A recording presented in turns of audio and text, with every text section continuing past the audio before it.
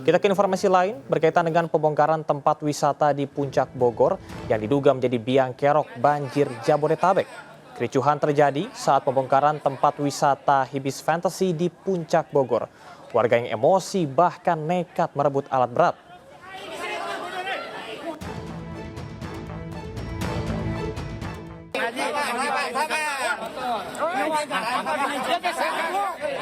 Kericuhan terjadi saat lokasi wisata Hibis Fantasi di Puncak Cisarua Bogor disegel. Warga geram lantaran Pemkab Bogor dan Satpol PP dinilai lamban.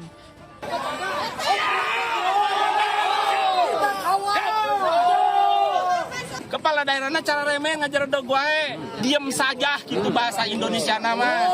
Aing ngajar dog teh bahasa Indonesia na diem saja gitu. Lamun bahasa Sunda mah loba ngajar dog teh artina. Artinya bongkar hari ini. Bongkar hari ini. Bongkar hari ini sesuai instruksi gubernur. Geram tak ada tindakan, warga merebut eskavator dan membongkar bagian depan gerbang wisata disambut riuh tepuk warga lain.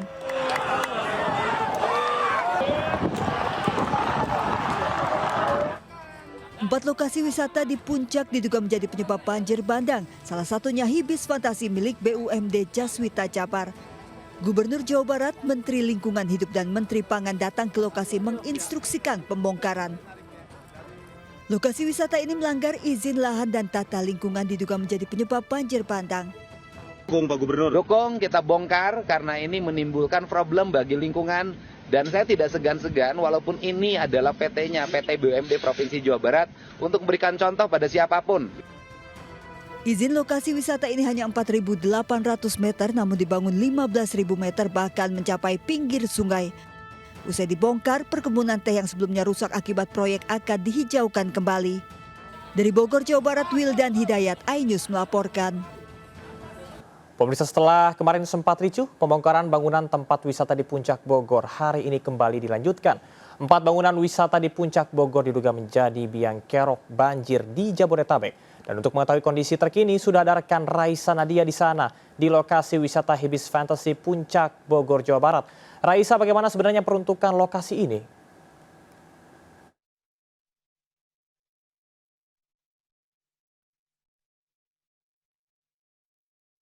Terus dilakukan, bisa dilihat di sini sudah ada alat berat atau ekskavator yang dilakukan untuk membongkar area dari gerbang masuk Hibis Fantasy. Dan selain itu juga untuk bagian-bagian yang kecil sebenarnya tadi sudah diangkut terlebih dahulu oleh Satpol PP seperti plang dan juga spanduk-spanduk selamat datang milik Hibis Fantasy. Untuk penyegelan juga telah dilakukan di area gerbang masuk dan juga di pintu masuk wahana telah dipasang garis polisi. Ini setelah disegel sejak Kamis 6 Maret lalu. Dan tadi pagi Gubernur Jawa Barat Deddy Mulyadi juga sudah datang untuk meninjau area rekreasi ini karena Hibis Fantasy ini dianggap telah melanggar aturan terkait dengan alih fungsi lahan karena tadinya lokasi ini justru merupakan area perkebunan teh namun dijadikan area rekreasi dan tempat wisata yang dikelola oleh anak perusahaan BUMD Jaswita Jawa Barat ini sebenarnya sudah mengantongi izin yaitu untuk mengelola kawasan sekitar 4.000 lebih meter persegi, tetapi pada faktanya justru meluas hingga 15.000 meter persegi. Dan selain itu juga yang dijadikan concern oleh Deddy Mulyadi itu adalah adanya site plan yang diajukan dan sudah terbit adalah 14 bangunan, tetapi pada realitanya justru bertambah hingga 39 bangunan, sehingga 25 bangunan yang tidak memiliki izin inilah yang akan dibongkar terlebih dahulu. Dan berikut pernyataan dari Gubernur Jawa Barat Deddy Mulyadi. Pemerintah Provinsi Jawa Barat menginginkan bukan hanya di daerah PT Jaswita ini, seluruh areal yang itu berada pada wilayah perkebunan, wilayah kehutanan yang memiliki fungsi serapan air yang bermanfaat bagi menjaga masyarakat di lingkungan hilir, baik Karawang, Bekasi, Kota Bekasi, dan Jakarta dari banjir, saya menginginkan dikembalikan kembali menjadi areal hutan.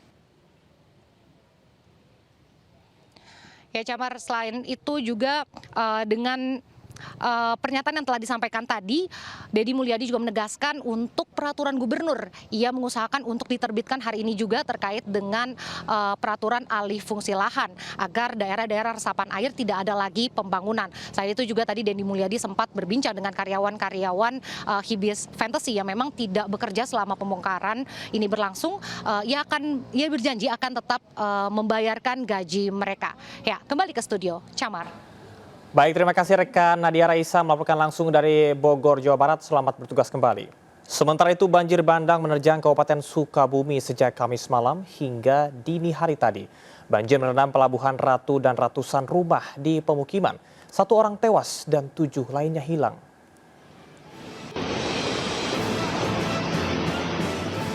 Hujan deras di Sukabumi, Jawa Barat mengakibatkan Sungai Ciapalabuan meluap dan merendam dermaga Pelabuhan Ratu. Arus banjir deras menghantam sejumlah lokasi di area dekat pelabuhan. Indomar, Pelabuhan Ratu. Termasuk meluluh lantakan sebuah minimarket di dekat Gade Bangkong. Banjir besar juga merendam lebih dari 100 rumah di perumahan Pratama Indah, Kampung Sumur 7, Kecamatan Cikembar, Sukabumi tadi malam. Di beberapa titik ketinggian mencapai 2 meter. Di tengah hujan deras, para petugas berjibaku mengevakuasi para ibu dan anak-anak menggunakan perahu karet. Jadi udah di atas genteng, banjirnya udah naik banget. Sebagian lainnya bertahan di lantai 2 rumah. Selepas taraweh itu curah hujan emang udah berkali-kali turun, terus pertama air masih kecil, karena curah hujan semakin deras, akhirnya air dari Sungai Langkasan naik. Banjir besar di perumahan ini akibat luapan Sungai Cibojong. Derasnya arus membuat tanggul sungai di belakang perumahan jebol. Data BPBD, banjir besar di Sukabumi mengakibatkan 1 orang tewas dan 7 lainnya hilang. Dari Sukabumi, Jawa Barat, Tim Liputan iNews melaporkan.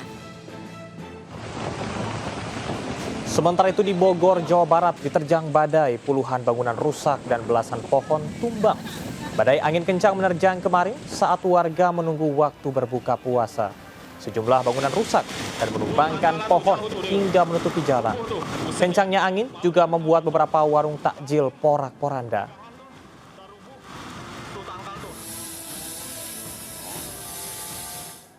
Kita ke informasi lain, pemirsa, gelombang PHK masih terus terjadi.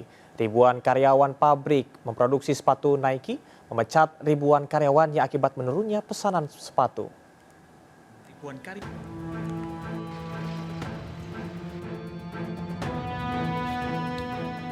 Dua perusahaan besar yang bekerja sama dengan brand Nike terpaksa melakukan pemutusan hubungan kerja ribuan karyawannya akibat berkurangnya pesanan sepatu.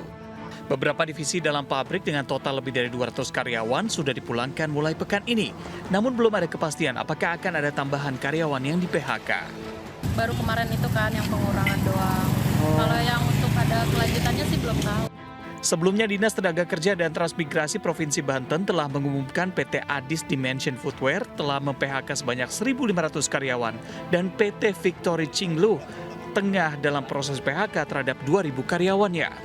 Sementara itu, sejak 2024, 12.000 karyawan di Provinsi Banten mengalami PHK akibat sejumlah faktor seperti penurunan permintaan produk hingga efisiensi perusahaan. Dari Kabupaten Tangerang, Banten, Raka Prawirawijaya, iNews melaporkan.